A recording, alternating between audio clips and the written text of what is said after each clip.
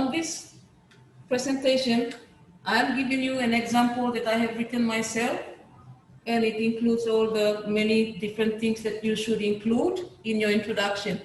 So the first one is the title, autonomy should not be granted to provinces in Papua New Guinea. So I'm already showing in my title that my whole essay is going to be about not agreeing to giving autonomy to provinces. Autonomy occurs when power is given to provinces to manage their own affairs. This happens in countries where there are significant differences in territorial, demographic, linguistics, cultural, or religious identity.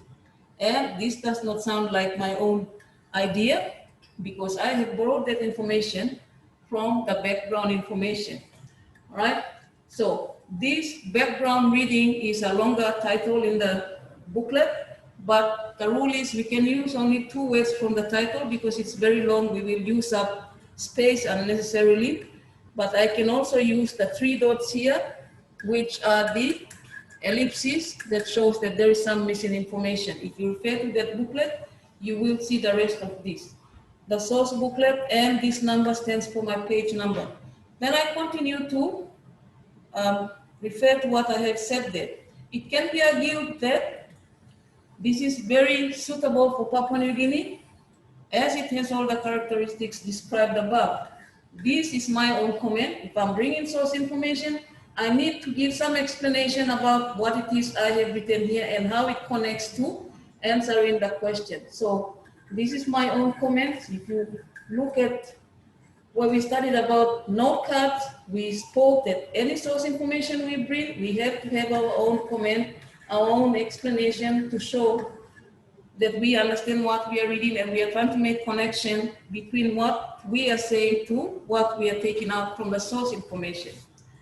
So this example is also demonstrating an important skill which is called counter-argument. I have used counter-argument. I'm bringing the other side view. It can be argued that this is very suitable for Papua New Guinea. In other words, I agree that autonomy is good for Papua New Guinea. And I explain what I mean by this. It has 22 provinces, more than 800 languages, 1,000 different cultures, and one of the most rugged and challenging terrains in the world. These are my own comments. And however, there are many reasons why Papua New Guinea should not give autonomy to its provinces. So this is my thesis statement in which I have stated my point of view. I also I have stated a link which shows that in the body I will discuss the many reasons.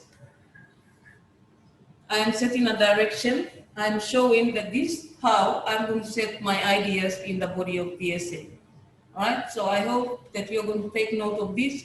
So in this one paragraph, I have given a number of skills that you can apply. I have used in-text citation here. I have used comments to expand what I have taken from the source.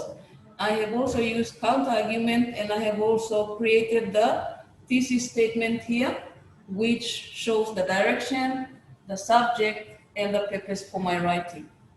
All right, so I have come to the end of this presentation.